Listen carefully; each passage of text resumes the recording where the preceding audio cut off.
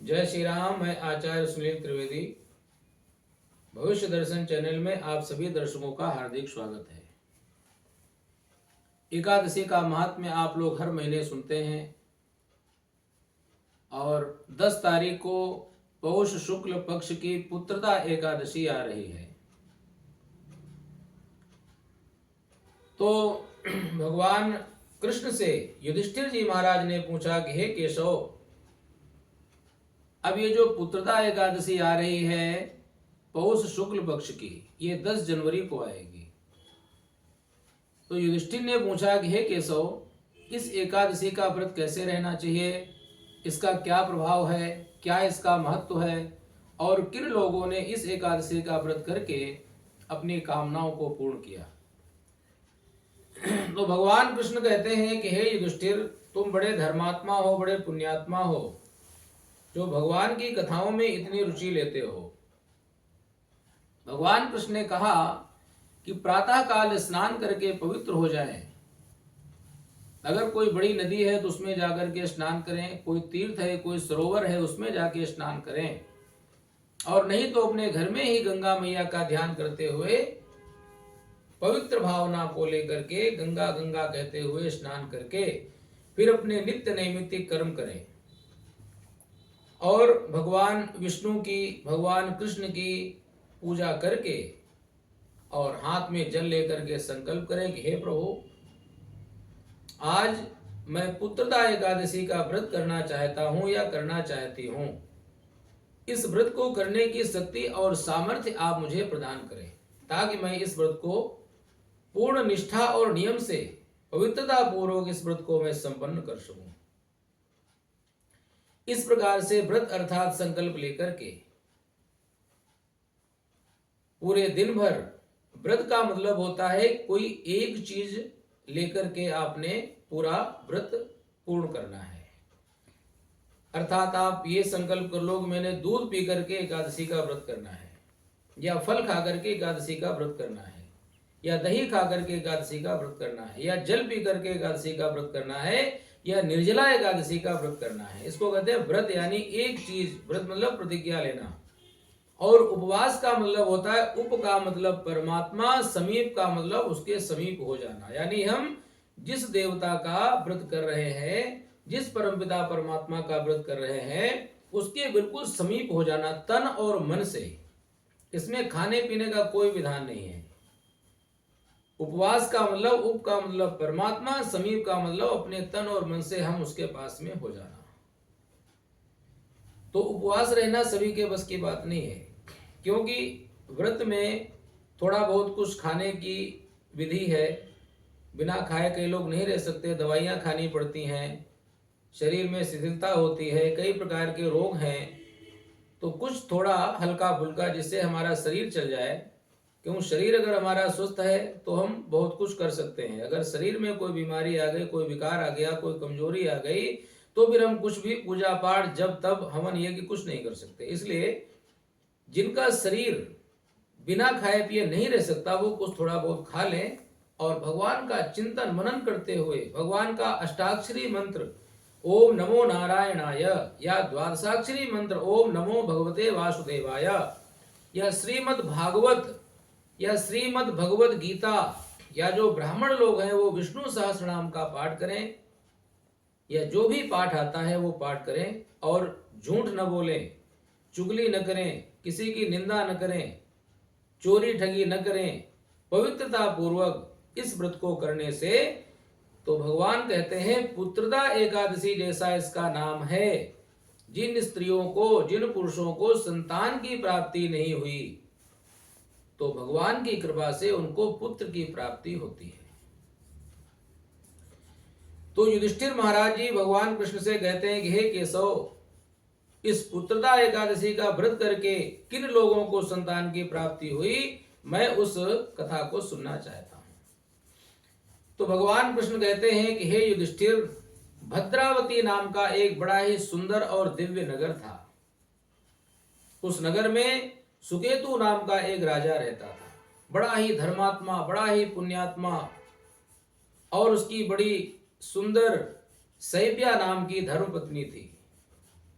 दोनों ही बड़े प्रेम से, बड़े स्नेह से अपने राज्य का संचालन करते थे। राज्य में रहने वाले जितने भी उनके प्रजागण थे, सभी को पुत्र के समान उनका पालन करते थे और भगवान की भक्ति में लीन रहते थे। लेकिन बहुत समय बीत जाने के पर भी उनको जब कोई संतान नहीं हुई तो राजा बड़ा उदास हो गए। उन्होंने सोचा कि हमारा इतना बड़ा राज्य है, इतना वैभव है, इतनी धन संपत्ति है, इतना बड़ा हमारा साम्राज्य है, अगर हमारा पुत्र नहीं होगा तो इसे कौन भोगेगा। एक बार तो उनके मन में आया कि मैं आत्महत्या कर लूं, अपना जीवन समाप्त कर दूं। लेकिन फिर मन में विचार आया कि अगर मैं आत्महत्या कर लेता हूं तो मेरी पत्नी किसके सहारे रहेगी, और आत्महत्या करने वालों की कभी सदगति नहीं होती। ब्रह्म राक्षस होकर के, पिशाच होकर के अंतरिक्ष में भटकते रहते हैं। तो इस तरह से आत्महत्या का विचार उन्होंने त्याग दिया और मन में ऐसा विचार किया कि अब हम लोग जंगल में जाते हैं। बड़ा दुखी हो गए, अपनी पत्नी को लेकर के जंगल में चले गए। जंगल में बड़े दीन भाव से जा रहे थे और वहां पे जाकर के उन्होंने देखा एक बड़ा ही सुंदर दिव्य सरोवर है। नाना प्रकार के वृक्षों से वो वन शोभायमान हो रहा है, फल और फूलों से वृक्ष लदे हुए हैं और वहां पे वेद मंत्रों की ध्वनि गूंज रही है, भगवान नाम का संकीर्तन हो रहा है। बड़ा ही सकारात्मक ऊर्जा वहां पे उनको महसूस हुई। राजा अपने घोड़े से उतरे और वहां पे देखा उन्होंने कि कुछ ब्राह्मण लोग, कुछ ऋषि मुनि लोग भगवान के नाम का जाप कर रहे थे, वेदों का पाठ कर रहे थे।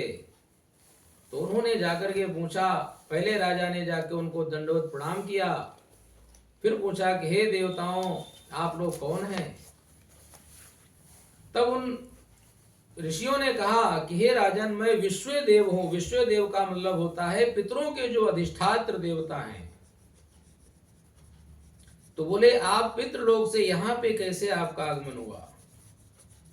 तो उन्होंने कहा कि हे महाराज, तुम बड़े पुण्यात्मा हो, धर्मात्मा हो, इसलिए मैं तुम्हें बता रहा हूं कि आज से 5 दिन के बाद में माघ का महीना प्रारंभ होने वाला है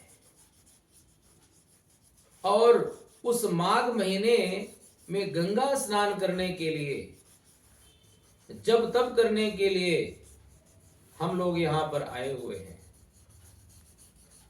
और आज पुत्रदा एकादशी का व्रत है, इसीलिए हम लोग यहां पर बैठ करके भगवान की उपासना आराधना कर रहे हैं।